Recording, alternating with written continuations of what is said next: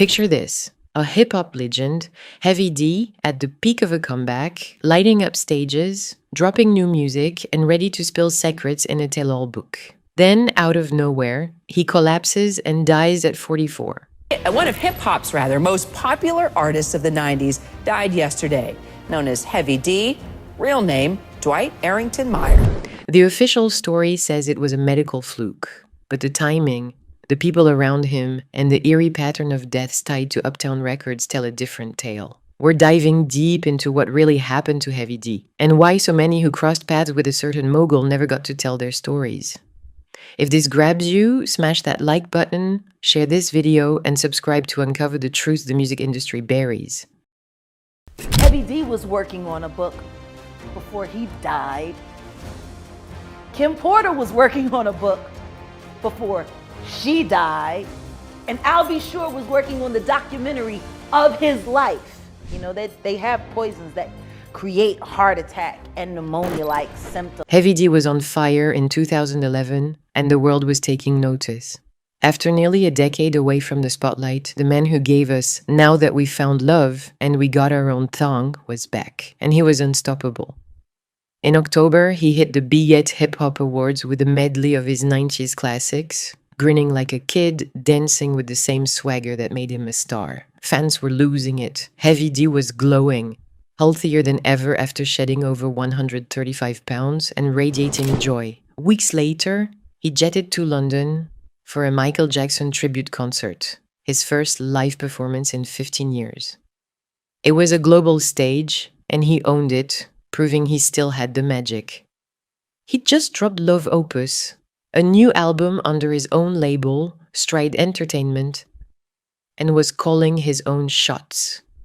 In interviews, he was all confidence, telling Billboard, "I'm the captain of my own ship now." He was a father, a visionary, a man who'd beaten the odds and was ready for his second act. So how does someone like that, bursting with life, collapse outside his Beverly Hills condo on November 8th, 2011, and never get up?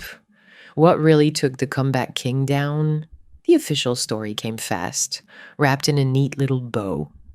The Los Angeles County Coroner's Office said Heavy D, born Dwight Arrington Myers, died of a pulmonary embolism, a blood clot that hit his lungs, triggered by deep vein thrombosis from a long flight back from London. They mentioned heart disease as a contributing factor and noted some over-the-counter cough syrup in his system, but no drugs, no alcohol, nothing suspicious. On paper, it was a tragic accident. Long flights can cause clots, especially in someone with heart issues. But here's where it starts to unravel. Heavy D had transformed his life. He'd lost a ton of weight, was eating clean, and was in the best shape he'd been in years. Friends swore he showed no signs of trouble, no shortness of breath, no fatigue, no red flags. He just pulled off high-energy performances and was planning more projects, including a tell-all book.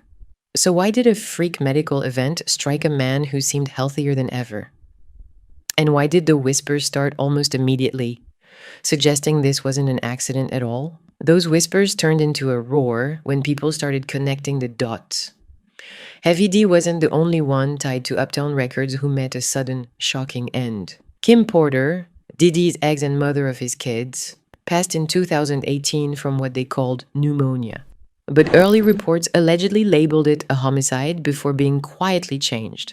Andre Harrell, who founded Uptown and gave Heavy D his start, died in 2020 from a heart attack. Al B. Sure, another Uptown star, slipped into a coma in 2022 right after teasing a documentary about his life. All four were pillars of Uptown Records, the label that launched Heavy D and a young Sean Combs. All four were reportedly working on projects, books, documentaries that could have exposed the industry's darker side. Jaguar Wright, a singer turned whistleblower, didn't hold back. They were all writing tell-alls, and they're all gone, or nearly gone. The pattern was chilling. Each death or close call came just as these artists were stepping back into the spotlight or preparing to speak out. Was it just bad luck, or was something or someone making sure their voices stayed silent? Heavy D's tell-all book was the talk of the industry, even if it never hit the shelves. Insiders said he was ready to peel back the curtain on Uptown Records, where he'd been more than just an artist. As one of the label's first stars, he helped shape its sound, blending rap with R&B to create the new Jack Swing era alongside Teddy Riley. He'd also been president of Uptown, a senior VP at Universal Music, and a mentor to countless artists, including a young intern named Sean Combs. Heavy D knew the industry's secrets: shady deals, power struggles, betrayals. His book could have named names, and in an industry where loyalty is a double-edged sword, that was dangerous. He wasn't alone either. Kim Porter was reportedly writing a memoir about her life with Diddy, full of personal and professional bombshells. Harrell, Uptown's founder, was said to be working on a book of his own. I'll Be Sure's documentary was set to dive into his journey, possibly touching on Uptown's underbelly. Jaguar Wright claimed these projects threatened to expose a certain mogul who'd climbed to untouchable heights. The question wasn't just what Heavy D knew, it was who wanted to make sure it never came out. And that's when the darkest theories started to spread. Poison. It's a word that sounds like it's ripped from a thriller, but it kept surfacing after Heavy D's death. Some insiders whispered his pulmonary embolism wasn't natural, that someone could have slipped him something to mimic a clot or heart issue. Jaguar Wright went all in, saying there are toxins that can trigger heart attack or pneumonia-like symptoms, leaving no trace. Kim Porter's death raised the same red flags. Her initial coroner's report allegedly found toxins before being revised to natural causes. Harrell's heart attack and I'll Be Sure's sudden coma only added fuel. No concrete proof of poisoning ever emerged, but the timing was too perfect. Heavy D had just performed in London, was working on his book, and had distanced himself from the industry's toxic side. He turned down big money deals that didn't sit right, choosing independence over control. In a world where power is everything, that kind of freedom can make you a target. Other theories swirled too: stress, burnout, even street ties from his early days in Mount Vernon. But the poisoning angle stuck because it fit the pattern. People close to Uptown, ready to talk, gone before they could. And one name kept rising to the surface. Sean Diddy Combs wasn't just part of Heavy D's story, he was woven into its core. In the late 80s, Diddy was a hungry intern at Uptown, a kid from Harlem with big dreams and bigger ambition. You want to know what they all had in common, though? The survivors and the late of Uptown Records, they were all writing tell-all books. Heavy D saw his potential, vouched for him, and helped him climb the ranks. Without that cosign, there might be no Bad Boy Records, no mogul status, no Diddy as we know him. But as Diddy's star soared, his ties to Uptown's original crew frayed. By 2011, he and Heavy D had drifted apart, their bond strained by years and egos. Heavy D had stepped away from the industry's games, launching Stride Entertainment and focusing on his daughter Zaya, his pride and joy. Diddy, meanwhile, was building an empire, one that didn't always play fair. When Heavy D died, Diddy's response was ice cold. No major tribute, no heartfelt words for the man who'd helped make him. Just silence. And it wasn't just Heavy D, Kim Porter, Harrell, I'll Be Sure. All tied to Diddy, all gone or nearly gone. All with stories they never told. Jaguar Wright laid it out. Everybody around him keeps disappearing, but Diddy's untouchable. With lawsuits stacking up, old clips resurfacing on X, and whispers growing louder, people are asking why he's always the last one standing. The music industry has a way of burying its own, and Heavy D's story fits right into that dark tradition. He wasn't just a rapper, he was a cultural force. Born in Jamaica and raised in Mount Vernon, he brought a joyful, clean style to hip-hop when gangster rap was taking over. His music, full of danceable beats and positive vibes, bridged rap and R&B, helping define the 90s sound. He made history as the first rapper to run a major label, shaping Uptown into a powerhouse that launched Jodeci, Soul for Real, and yes, Diddy. But the industry he helped build had a shadow side. Stories of silenced artists, buried scandals, and power plays aren't new. Look at Tupac, Biggie, or even Prince's battles with record labels.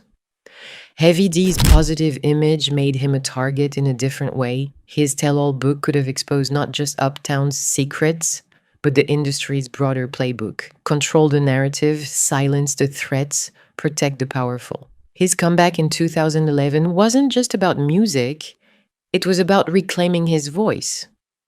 But the industry doesn't always let its pioneers speak freely. Was Heavy D's death a tragic coincidence?